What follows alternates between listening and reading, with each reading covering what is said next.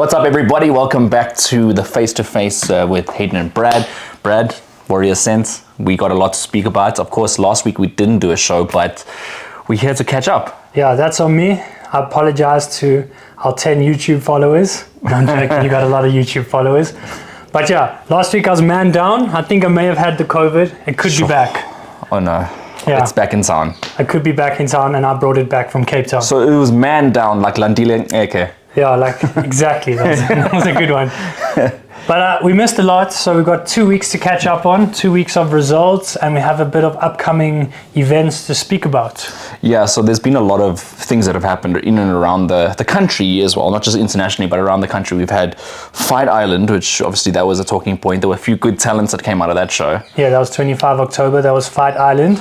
That was a good one. We were there in person as well. I was commentating. You were there representing your boxers. So it was a good night of boxing. Did you see me as a bucket man? Remember, I did a shout out that I'm a good bucket man. So you are, and you were there for what, Shamig and for Mikhail. Yeah, so I had two. Double up on bucket boy Double duties. pay in Cape Town, so I could afford all the good meals. Yeah. There was another tournament that same weekend as well in That was Uppington. Uppington. It was an Uppington one.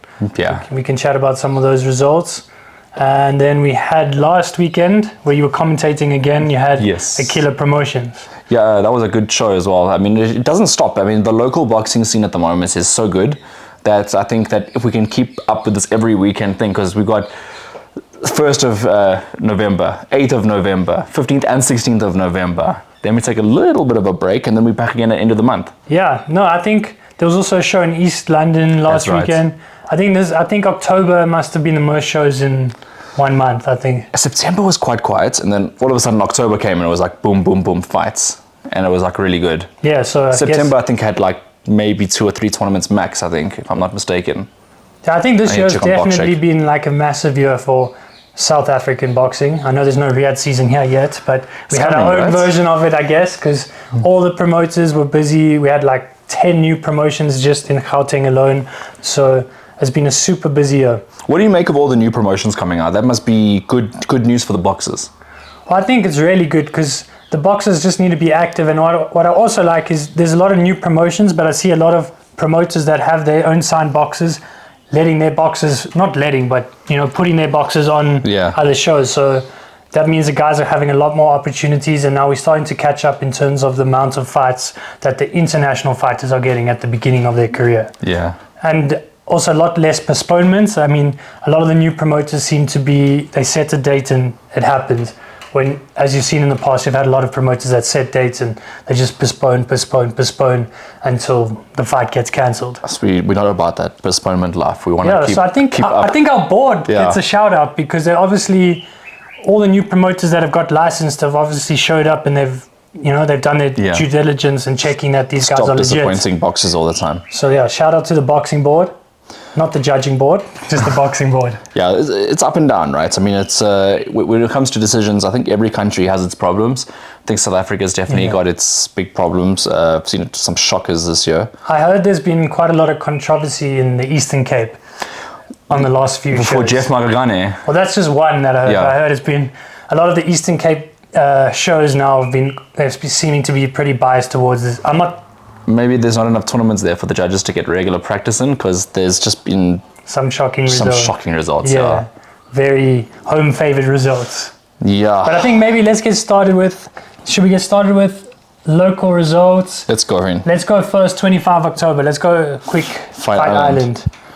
So for me, like I'm looking at the big winners on the day, probably for me, Mikhail Jacobs. I was most impressed by him on the tournament, to be honest. Like I thought what he did with the guy that he had in front of him, impressive. He promised us for a second or third round knockout. That's exactly what he delivered. Yeah, he did. He definitely delivered.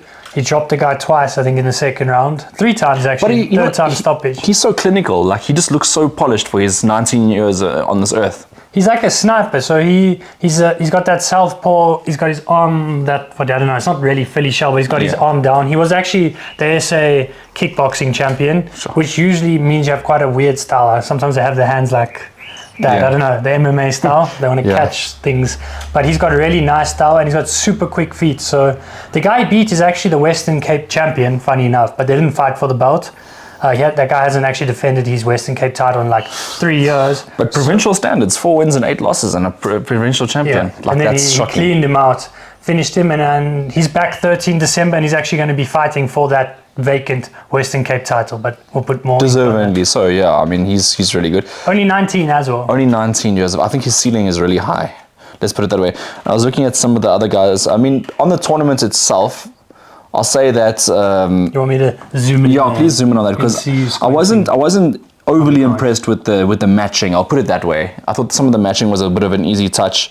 I know Prosser struggled to get opponents throughout the tournament. Like 3 cancellations. That was a late replacement. That's a guy that he had fought previously and had stopped, I think, only in the 5th round. And this time he just demolished him in like 20 seconds. So that was unfortunate. The fight that I enjoyed the most, though, was one of the fighters that you've worked with in the past, Sabelo Ngibiana and Sokwai. I thought that was a brilliant fight. I actually thought that Ngibiana edged the fights, to be honest. You had him winning it. It was a split decision win for... What is it? V16.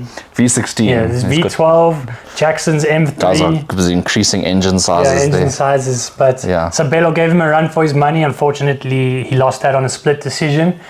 My favorite fight, actually, of the tournament was Tristan the Prince Naidu's fight, because that was a crazy fight. He dropped the guy. What was it? First round or second round? It was in the second round. Yeah, so he dropped his guy second round. Yeah, left hook. And he looked like he was cruising to like a... He went to try to stop him. And then all of a sudden the guy started clawing his way back to win maybe the last 3 rounds of that fight. The funniest thing about that is, like, only after the knockdown, that guy he just woke up. Tristan made him angry. Yeah, Tristan. But I think I think Tristan acknowledged that. I've been watching some of the TikToks that he's put out. Like, after the knockdown, he was seeking the knockout, and I think that's where he kind of lost his way with regards to the game plan, went out the window, and then he started coming back later on in the fight. But yeah, that guy clawed back, but obviously the knockdown was the difference at the end of the fight when you saw the scoring. No, I was happy. That was definitely the fight I enjoyed the most. Well, obviously the guys from Warrior Ascent winning I enjoyed. Yeah. Shamik fought really well. He fought a guy that actually used to fight at welterweight, and now he's fighting in super feather. So the guy was a giant. So it was a bit hard to get inside, and he was just using his jab. But he did what he needed to get his win. Yeah. And then who else we had on the card? So you had Aseko. Oh yeah, you had Aseko, who's one of the... Yeah, let's hear what you got to say. So Aseko, okay, he did what he had to do on the day. I think no one's ever knocked out Sol Hlungwane. So when you know Sol Hlungwane is coming to a tournament. And he's only been knocked down once. That was by Lebo Langa. Okay, so maybe they should fight next. Who? Langa and Aseko. Yeah, Matt Sava. I've asked you before. What do you think about your next Fight Island? I think you said you're doing it in April. We do Aseko versus Lebogang Langa for some sort of 10 round, I don't know, ABU SADC. Do it for, maybe a minor title. 2 undefeated fighters. Lebo's 5-0, going to potentially go 6-0 on the 16th of November. So I'm going to keep their eyes peeled on that, and then make the fights. 9-0 versus 6-0, I don't see a big disparity in fight records. I think Langa's looked impressive every single time he's got out there. Winner gets Tisetso? Yeah, that's a good one, hey. Because then they've earned this, you know what I'm saying? Like, the winner of this fight, especially if one is dominant in the fight, then you can sort of justify and say, because I think Tisetso is right up there with the best. I think he is the number 1 prospect in the country, in my opinion. In all weights or in bantamweight? Yeah, I mean, we'll get to his fight soon, I guess. And Aseko was not scared to say, I won't fight him. I don't know if you saw, in Cape Town, he was like, can the managers speak to each other? We want to make this fight happen. Well, you heard it, so... Yeah. Matt Sava and who's working with Tisetso? Sean. Yes. Sean, Kevin's wife. Yes, make the fights. Yeah. Make the fights happen. These are good fights. So we got a nice 3. We need 4. We could have like a little semi-finals. I don't know who else is a hot prospect in the bantamweight division under 25. I'm trying to think now. There are some names. I don't know if we could just quickly jump onto Boxer quickly and just have a look at that. Stat man let you down today. Yeah, where's that stat man? His screen is in front of us. Yeah. Hasn't recovered from his COVID. I was about to search bantamweight. Yeah. Let me check the ratings. Okay, while you check that, I'll give a little update. Who else was on the card? Kaylee Swart made a comeback. We had Sarah. Yeah. I like the female fights. They were really good. They both went to points. Oh no, sorry. Kaylee knocked her opponent out of the first round. Sarah had quite a difficult tall opponent that was holding a lot, and it became a bit of a messy fight, but she got another victory. So that was Fight Island. Who we got? So you can put a Kani Sambu in there. Under 25? Or Charlton Malajika. That's who's missing, Charlton. But he's fighting, he's fighting for the WBC International. So he's going, he's up there now fighting for that belt. You could justify... No, that's the top four. That's the top four. Amazolele Die as well. Maybe he's 4-0. Does he fight a bantam or a super bantam? He's a bantamweight. 4-0 as well. He's with Shannon Stratham. Could be a good one. So we definitely have a nice little youth tournament that could be put together, little knockout with our bantamweights. Which promotion's going to put it on? I think all three should put it together. Warrior Ascent, Fight Island, and Aquila. Well, there has to be a fourth. Who would the fourth be? Whoever wants to put the fourth. Can match it. Maybe Fighters Club promotion. Yeah, maybe Fighters Club. Let's see what happens this weekend. Or Golden Gloves. Golden Gloves. But then they'll just do it themselves. They won't need us. So yeah, we'll just put it on Golden Gloves then. Just to end it. We saw that great fight of yours that got put onto the Golden Gloves card, which ended up being fight of the night. So you say they're just going to buy the final after we do all the groundwork? That would be great, yes. That would be great. Oh, what's best for the boxers, the World of Champions Super Sport, right? Fair enough. Then let's move on to performance. Judging was odd. I don't know how he was behind after 4 rounds. Yeah, I had it quite... I'm going to be honest, I didn't have it close either, but it's fine. I suppose when you fight overseas, you just sometimes... But after 4 rounds, he couldn't have been behind. No, that's when you knew the judges... That's when I was like, it's impossible after 4. Yeah, the other judges screwed him there. Yeah. I mean, it wasn't his best performance either. The other guy was really awkward. But he also didn't look like he marked up the other guy's face. I just feel like the champion didn't put in a championship performance to warrant... He didn't do much. He just jumped and headbutted. Yeah. I don't actually know how Kuse lost that fight. Yeah, I watched the whole undercard as well. The whole the longest tournament of all time. If you thought Fight Island was long, Matt, this was double the time. This started at 12, ended at like 11 p.m. Chris the Wolf Thompson. Yeah, what a performance from Chris the Wolf. Like that, for me, to beat the IBA champion on a first go with his fight experience coming. I think Chris is coming into his own now. Quite naturally, he didn't have an amateur career or anything like that. So I think he's getting the experience now. He's an athlete, so naturally... That was his best performance I've seen from him. Beautiful and I boxing. love it how like the commentator kept telling us how he's going to burn out after like 3 rounds.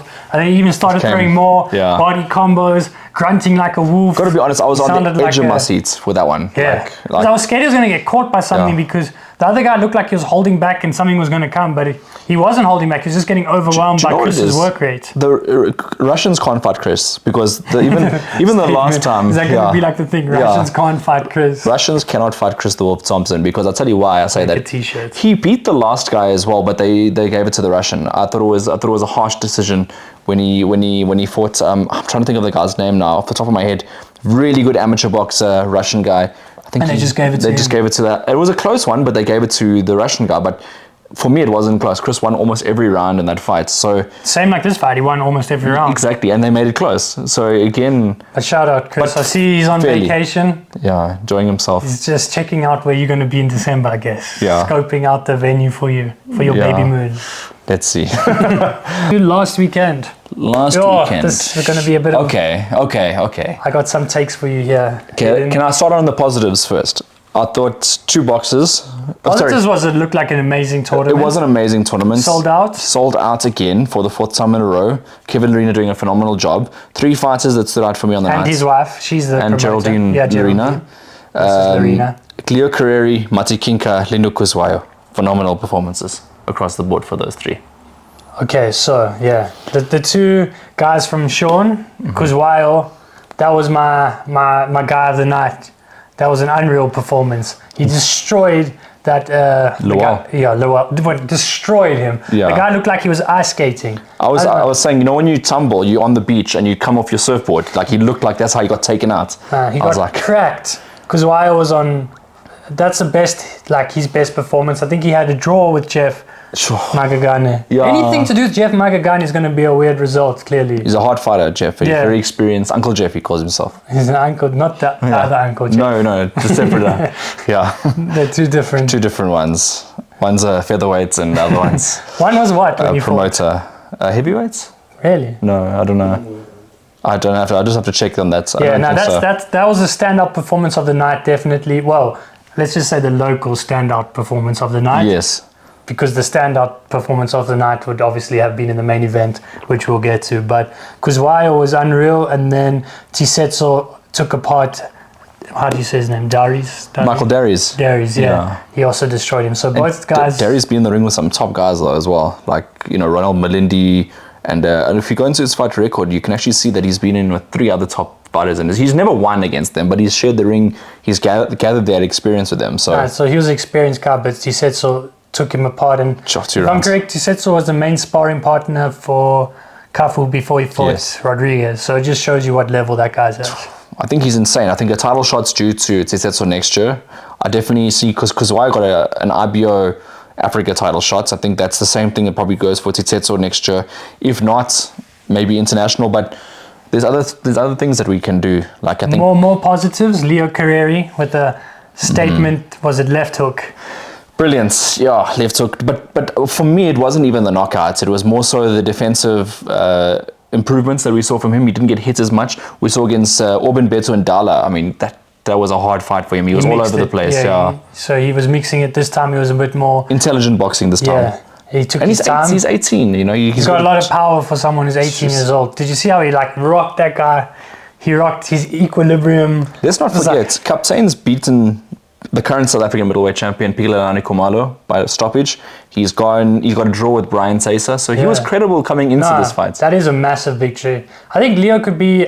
I think he's trying to be the youngest SA champion. He's pushing, and I think he's going to get there really fast. I would love to see, and I know it's been on social media, Canary, Mr. Dylan Prosser against Leo Carreri. Love to see that fight. That would be a massive fight. I think Dylan's also not Dylan, sorry. Leo. He's got to look up to be fighting Prosser as well, because Prosser's 8-0, but again, Prosser's he's got to be looking over his shoulder because Leo's coming up. Well, you can -2 because he fought that same guy twice that he just destroyed. So we can make him, we can make him 6-0 against 3-0. Against 3, you can justify the fight. I think maybe one more fight for Leo, and then I don't know. If it's there, they must take it. Well, yeah, if the South African title is on the line, I don't see reason why they wouldn't. This would be number 1 versus number 2. But yeah, I think you're right, actually. Prosser is more experienced. He also beat John Popape, who's a former ABU champion, and he looked really good in that performance. And Namiso Ntuli is somewhere in the middle there as well. He's fighting in Namibia this weekend. Yeah. In Ntuli. So he beat Don John van Heerden. He's like number 1 or number 2 in South Africa. Quite a strong division at the moment. Yeah. We've also got Dean Promnik. Dean Promnik, who's making a comeback on your tournament. Yeah, he's coming back on the 13th. So there's a nice mix there. Could also have a little knockout tournament. Golden gloves. You're like a matchmaker now. Yeah, actually, no. I might have to change job titles. Management to... But that was, Should we get to... What do you think? Bonko was great? No, you know what we should get to? What are you going to get to? Do you want to get to it? The heartbreak. Yeah, so are you talking about the main event? Yeah. Yeah, so, Kane Fury, unfortunately, didn't come through on the night, but Danev... This is an understatement. Man got... So Danev, I mean... Man he got demolished. Yeah, 2 rounds. But I think Danev, if we look at him, he's fought for that RBF Intercontinental before. He's a hard Argentinian. They always come strong, these Argentinians. But he was selected as a guy that's not got a lot of knockouts. So I think they were trying to get him, obviously a very credible opponent to fight for a title. Yeah. But they were looking for someone with not a lot of power, as you see in his... How many wins? In his 23 wins, he's only had 10 stoppages. But I think most of those came early in the career. If you look at Danev, I think he was like I don't think maybe BoxRec is not maybe the right place to look at ratings, but he was number 29 in the world in his weight division before this fight. I don't know where he is now. Yeah. I'm guessing he's probably gone up because Kane was like number 40 something in the world. Yeah, we can check, but yeah, that was a demolition job. It's sad because Kane's our guy and we wanted him to win, obviously. Yeah. But I think Kane, they're gonna probably have to sit down, reassess, and then have a look in camp what to do next. I think maybe a change in weight division might be an option. I think that's definitely on the cards. Yeah, I saw something that he's going to welterweight though. Is that what his trainer said? Someone posted that. I wouldn't be surprised. It was not you that posted that. No, not me. Yeah, I heard he's going up to welterweight, so he's. I think that skipping 2 divisions. Might not be a bad move. For him. I don't know what to say. So Kane, obviously, he was probably one of our top prospects in the country. He's now been stopped twice this year. He's been dropped in 3 fights this year. Or was the first, No. Was that last year when he won, when he got dropped and he came back? It was last year against Mohamed Wasiru. Yeah, so he has been getting dropped, and it seems to be something to do with weight, because a lot of the times he's not getting caught with like these clean. Well, the first fight he got caught with a really good hook and he came back and stopped the guy. But this last fight he got stopped with like quite straight punches, and it also looked like he was getting hurt from round one. He wasn't getting hit hard, but he's bruising and injuring, and doesn't look like himself. If you've seen Kane out of camp, you know, he's got some color in him, he's got some life in him, but after he cuts weight, he gets quite pale and he looks like he bruises and swells easily, which I think must have to do with his weight cut, because he's a phenomenal fighter and he's losing to guys that aren't on his level. I think as well, because he's aged now a little bit. He's like, I think if I'm not mistaken, he's in his mid-20s, somewhere around there, or maybe early 20s. Yeah. But when you're 18, 19 coming into the sport, like body's still developing, and he started as a lightweight. So I think he's just outgrown his division, and they were trying too hard to get to it. I think so. Because I think welterweight's good. I can't see this guy. I don't know. These guys had to spar 100 times. I'd see Kane destroy him sparring 100 times, stopping him. Yeah, when he's at a higher partners. Yeah, because he's heavier and he's happier. I think the weight cuts might just be not looking healthy when he gets in the ring, which is so. Yeah, next year's going to be a big year for Kane, obviously, to see what he does. This year ended badly. I mean, he sort of recovered it, but this was the worst possible I think result. it's not a bad time to reassess, though. I think the end of the year is better than if you had this result mid-year, because then it's kind of like, you know, you're sitting and watching everyone else box and doing well, and you got to reflect. And I think this is a nice time to just take a break away, go see like Come family back in March, and fresh, I'd strong welterweight Kane for real. I wouldn't say March. I would say a bit longer. I'd say about maybe June, July. Yeah. I think a proper rest. Well, he's got a good team around him, and a good promotion behind him, so I'm sure he'll be back.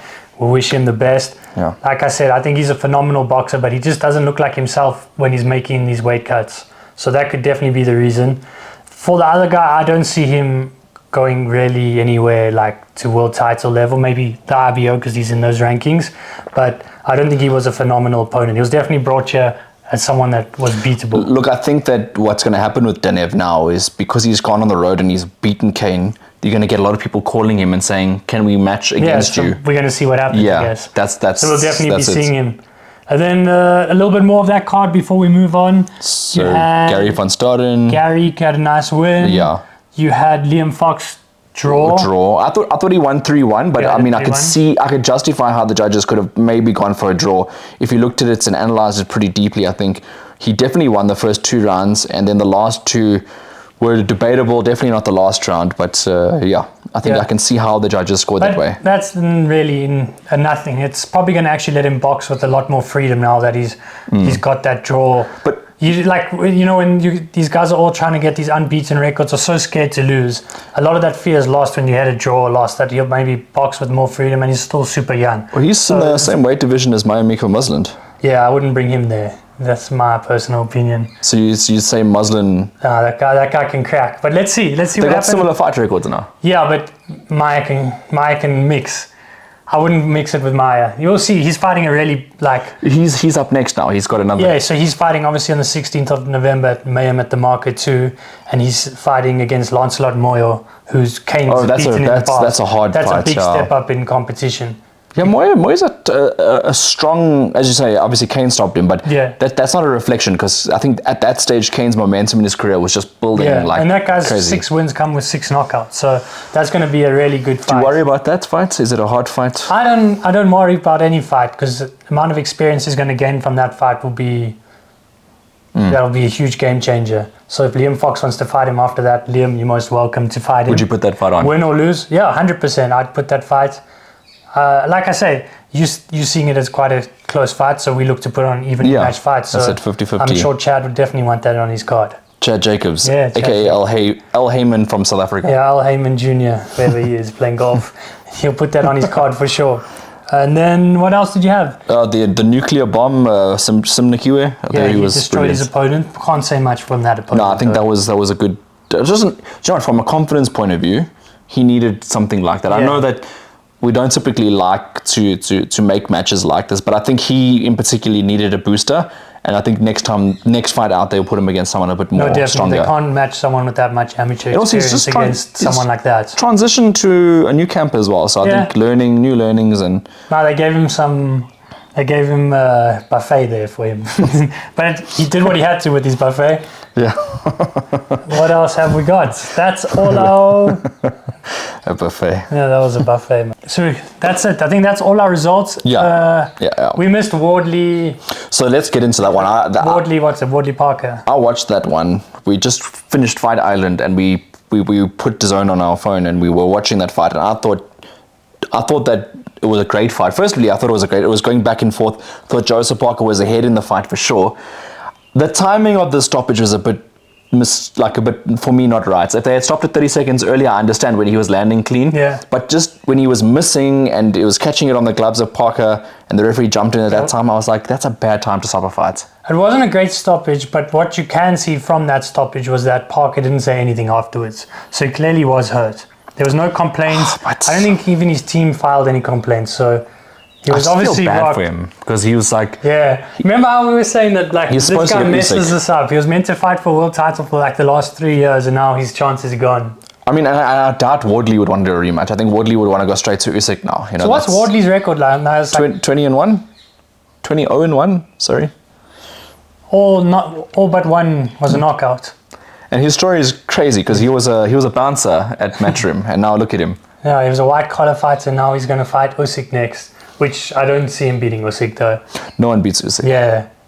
Usyk, even if he takes that fight, like I don't even know. Usyk's the greatest of his generation for heavyweights and cruiserweights included. Yeah, agreed. Like he's just phenomenal.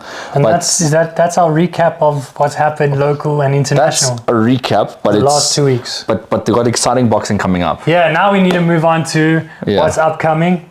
That's it. Local. Should we start with local? Let's go local first. Okay, I think people like the local. Yeah. So this weekend, obviously, you've got that fight at Silver Lake. Right, that's going to be a nice Fighters one. Club's promotion. Yeah, look, it's infused with some great talents. Obviously, Katlego Kanyisa and Jonathan Lutango, we had them on the couch 2 weeks ago, and they caused some controversy.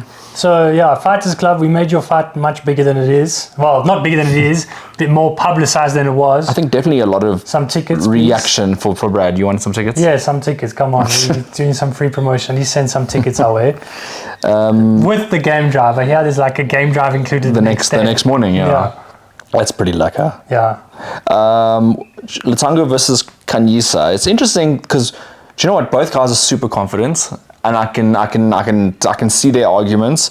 Like I don't know what to expect. The thing is, like for me, the dark horse is Lutango. Like I don't know what to expect out of him in this. I know Kanyisa is going to come game. I know he's going to be really strong. He's a well-versed fighter. Can switch. Lutango though, like what version of him is going to rock up? And actually, this is where we're going to see how good he actually is or not.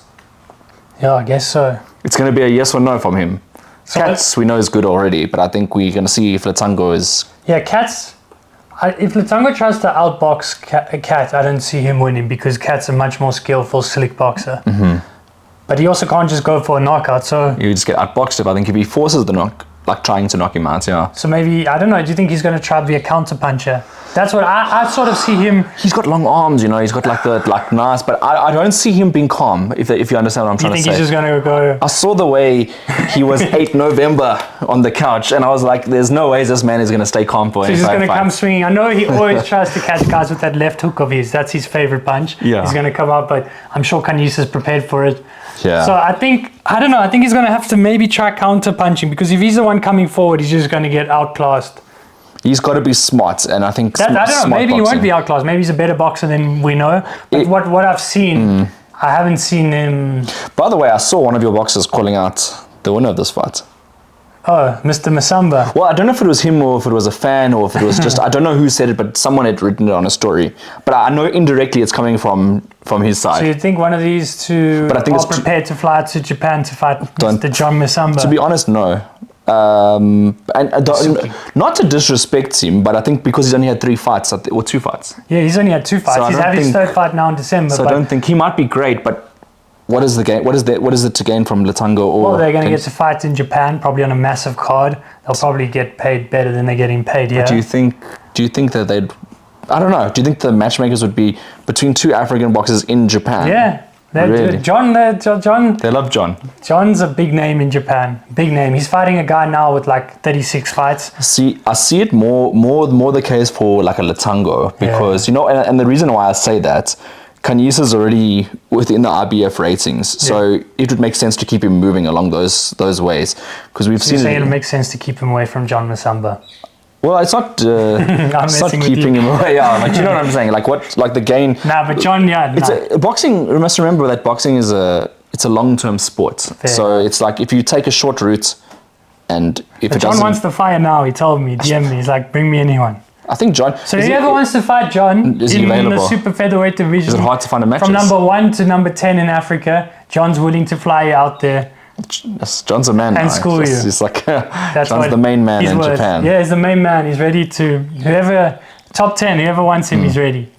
All right, so we'll see how I'm just passing the message. The samurai, yeah. No. But I back John there to take these guys. John Masamba. But yeah, that's a nice main. Is that actually the main event, or is Bernice Ferreira's fight the main event? It is the male IBF Africa fight, which is the main event. But Bernice against Nazipa Bal is the co-main event, but it's sort of the main feature. That's a massive fight. Do you know Bernice is number 8 in the world now on BoxRec? It's crazy to think that she's number 8 in the world on BoxRec, but not rated by any of the major sanctioning bodies in the world. That is also crazy. That's concerning, because how does she get to that rating on BoxRec and not command the respect of sanctioning bodies around the world? That is actually really weird. I haven't actually gone through all the ratings of the sanctioning bodies, but I'm sure if she can stop Nazipa Bal and she's definitely going to get a big international fight. Right, if she stops her, then that's a huge statement. It's for a South African title. So. Yeah.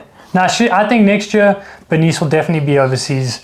And the thing with Bernice is that she's like a warrior. She's going to go overseas and she's going to give everything. So Bernice was matched against Alicia Baumgardner, and that fight fell through. Yeah, that one wouldn't have been a good fight for Bernice. I think early as well. But Bernice is... There's levels though, because Baumgardner is a monster. I agree. But I think for her, an opportunity to make a massive payday. Yeah, definitely is worth taking, but I don't know if she would have come through that fight. But maybe now with extra experience. If she beats Bell, that will inspire a lot of confidence in, I think, South Africans to know that she's good, because Bell's phenomenal. I mean, we've seen Bell win in the UK. We just write her off, I guess. Bell's game. I think Bell's super game. She's going to be super strong in this fight. Oh, that's a great fight. So that's your main and co-main event. Yeah. I'm very excited to see that with the tickets that Fighters Club will be sending us. And for the... But if you... Okay, I'm just going to go, because I don't think we should go fight for fight, but I just want to mention the Ayabonga. He's great. Maybe him against him next, should he get through Nomashungwa. Tsetsefla, he's fighting. Tsetsefla is good, eh? Yeah. He's just a strong test for anybody. That's also an amazing fight. Because he can't be stopped. Southpaw, yeah. Tall. They're both Southpaw, sorry. That's a great fight. Yeah, that's a great fight. Kadri's got to fight the tough man from Namibia. Yeah, Kadri's got Thomas, who might say stop, so that's a nice fight. Then you got Gavisile. Which round did might say stop him in? Oh, no, stop him. He beat him over 10 for the ABU SADC. So it's a good fight. So, no, that's a very good fight. That's a very nice fight. Kadri's had a lot of nice fights. Kadri's a fighter of the night top fighter, he brings the war. Yeah, his fights always end up being... Monica? You got Monica versus Gavisile. That's a good fight. Monica's unbeaten, 7-0. She hasn't fought in a while. And then you got the light heavies, Taysa and Jonathan Sam. Yeah. Which will just be... That's going to be a strange fight, actually. I can't actually picture that fight in my head, what it's going to look like. Yeah, it's too... I mean, Taysa's just... He's wiry and long, and then...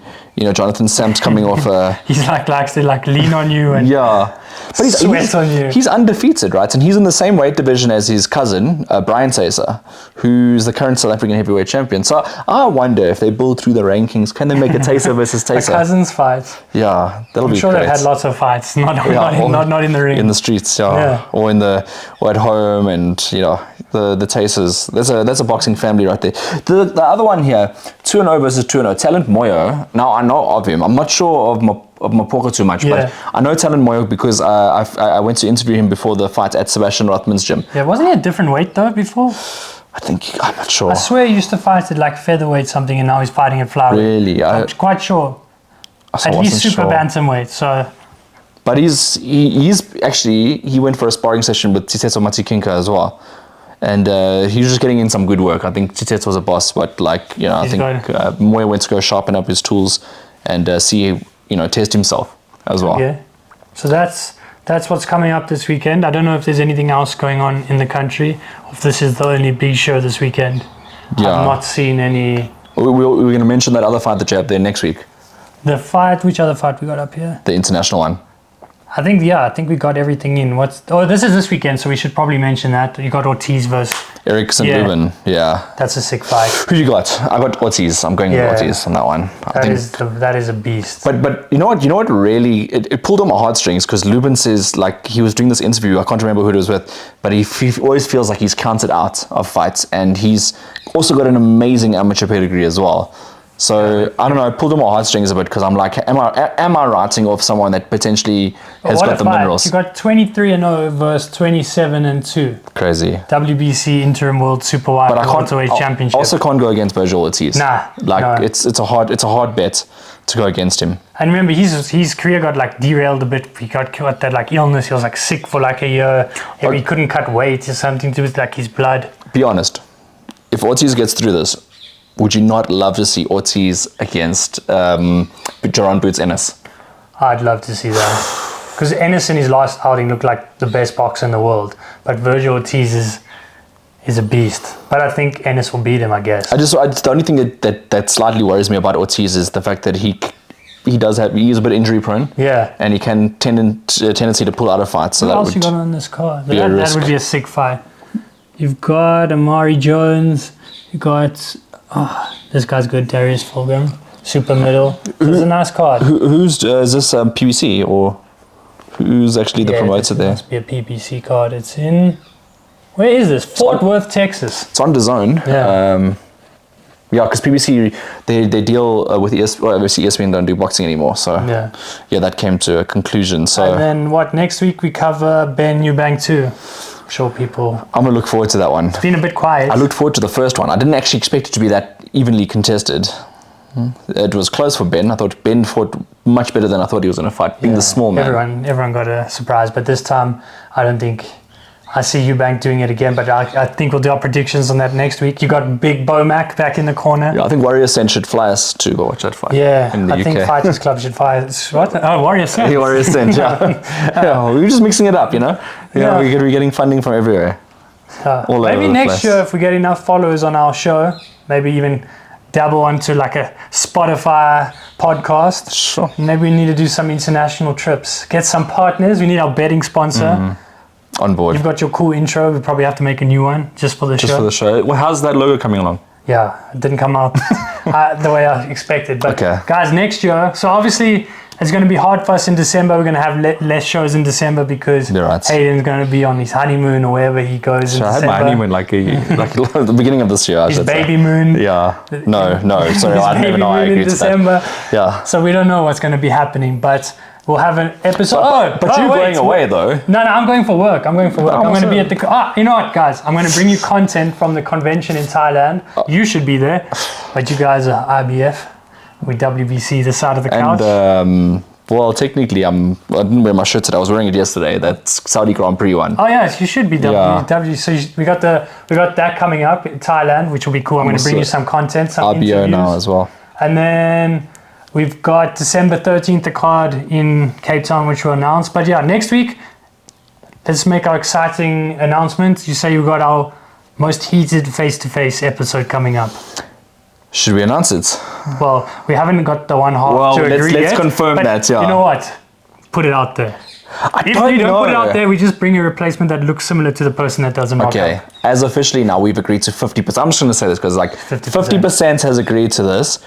Don John van Heerden against Pilani Khumalo. Khumalo has already confirmed he's keen for the interview. Now we're going to wait on the answer for Don John van Heerden. Are you going to accept a face-to-face? What do you say, Colleen?